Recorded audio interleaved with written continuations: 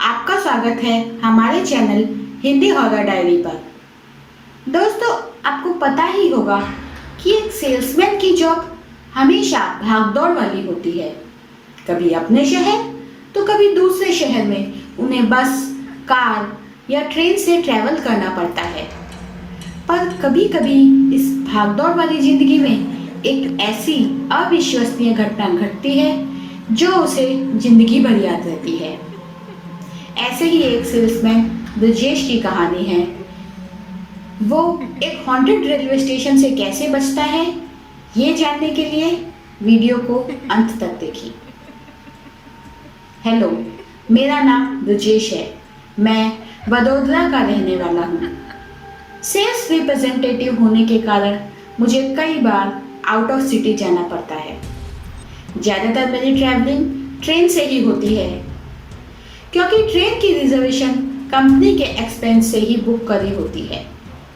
Company के काम से मैं राजस्थान आया हुआ था और 5 दिन मुझे वहाँ ही रुकना था। राजस्थान का काम खत्म करके मुझे ट्रेन से वडोदरा आना था। मैं अपने शेड्यूल के हिसाब से ट्रेन में बैठ गया था। ट्रेन रात के 8 बजे की थी और सुबह करीब 9 बजे वडोदरा पहुंचना था। रिजर्वेशन होने के कारण कुछ चिंता नहीं थी, बस मुझे ट्रेन में नींद नहीं आती, इसलिए ज़्यादातर मैंने खिड़की के बाहर का नज़ारा ही देखा। मेरे कंपार्टमेंट में सब लोग सो गए थे, बस मैं ही जाग रहा था। करीब 1 बजे हमारी ट्रेन एक छोटे से स्टेशन पर रुक गई थी। ऐसे तो ट्रेन छोटे से स्टेशन पर रुकती नहीं, पर राजधानी एक्सप्रेस को सिग्नल देने की वजह से हमारी ट्रेन को स्टेशन हॉल्ट के लिए रोका था।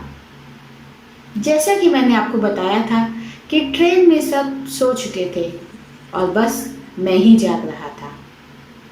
तभी अचानक मेरी नज़र खिड़की के बाहर गई तो देखा एक औरत रेलवे स्टेशन पर बैठी थी। वो बस मुझे ही देख रही थी। उस औरत की उम्र करीब 45 या 50 साल होगी। जब मेरी भी उस पर नज़र पड़ी तो पता नहीं मुझे क्या हुआ कि मैं कब ट्रेन से उतर गया। मैंने उस औरत की आंखों में देखा, तभी वहाँ एक चाय वाला आया और बोला, भाई तुम यहाँ क्या कर रहे हो? तब मुझे महसूस हुआ कि मैं स्टेशन पे था और देखा कि मेरी ट्रेन तो चली गई थी। मेरा सामान ट्रेन में ही था। वैसे तो मेरा वॉलेट और मोबाइल मेरे पॉकेट में मेरे पास ही थे, और जो ट्रेन में बैग चला गया था उसमें कुछ कपड़े थे, इसलिए मुझे ज़्यादा टेंशन नहीं हुई। मैंने उस चाय वाले को कहा कि यहाँ एक औरत बैठी थी जो मुझे देख रही थी। पता नहीं मैं कैसे उतर गया। तो उस चाय वाले ने कहा, यहाँ पर कोई नहीं था, सिर्फ आप ही खड़े थे। मैं थोड़ा डर गया था, पर अपने आप को संभाल दिया। मैंने उस चाय वाले से कहा कि मैं वडोदरा जाने वाला हूँ, तो अगली ट्रेन कब आएगी? तो उसने कहा, यहाँ पर पैसेंजर ट्रेन नहीं रुकती है। हाँ, पर सुबह 4 बजे यहाँ से एक लोकल ट्रेन गुजरती है। उसकी स्पीड यहाँ पे बहुत कम होती है, इसलिए आप आसानी से उस पर चढ़ जाओगे। ज़्यादातर हम लोग ऐसा ही करते हैं। उसने ये भी बताया कि सामने बस स्टॉप है, पर सुबह 7 बजे को ही बस निकलती है। मैंने सोचा सिर्फ 3 घंटे की ही बात है, लोकल ट्रेन पकड़ के नेक्स्ट बड़े स्टेशन पे उतर जाऊंगा और वहाँ से कोई एक्सप्रेस ट्रेन पकड़ के घर पहुँच जाऊंगा। वो चाय वाला वहाँ से चला गया। मैं सिर्फ उस स्टेशन में अकेला था। बैठे बैठे मेरी आँख लग गई थी। तभी मुझे दूर से घुंघरू की आवाज़ आने लगी। ऐसा लग रहा था कि वो आवाज़ मेरी ओर आ रही थी, पर अंधेरा इतना था कि मुझे कोई दिखाई नहीं दे रहा था। मैंने मोबाइल की टॉर्च ऑन किया तो मैंने देखा वही औरत प्लेटफॉर्म पर बैठी थी, और मुझे ही देख रही थी। वो तुरंत खड़ी हो गई और दौड़ती हुई मेरे पास आ गई। वो बिल्कुल मेरे सामने आ गई। उसकी आंखें लाल थी और मुंह में दांत भी नहीं थे, पर बदबू इतनी आ रही थी जैसे कुछ सड़ गया हो। तभी मेरी नज़र उसके पैर में पड़ी। मैंने देखा कि उसके पैर उल्टे थे। मैं जोर से चिल्लाया, पर मेरी चीखें सुनने वाला भी वहाँ कोई नहीं था। उसने मेरा हाथ कस के पकड़ा और वो हंसने लगी। साथ ही वो दूसरे हाथ से मेरा गला पकड़ने लगी। जैसे ही उसने मेरा गला पकड़ा, मैं भगवान का नाम जोर जोर से लेने लगा। तब उसकी पकड़ ढीली हो गई और उसने मेरा गला छोड़ दिया और उसके दूसरे हाथ की भी पकड़ ढीली होने लगी, जिससे उसने मेरा हाथ पकड़ा हुआ था। जैसे ही उस चुड़ैल का हाथ ढीला हुआ, मैंने अपना हाथ उससे छुड़ा लिया और सामने बस स्टॉप की ओर भाग गया।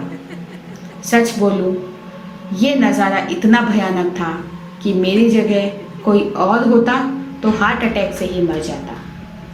मैं भागते भागते बस स्टॉप पे आ गया, पर वहाँ भी कोई नहीं था। बस एक बस खड़ी थी।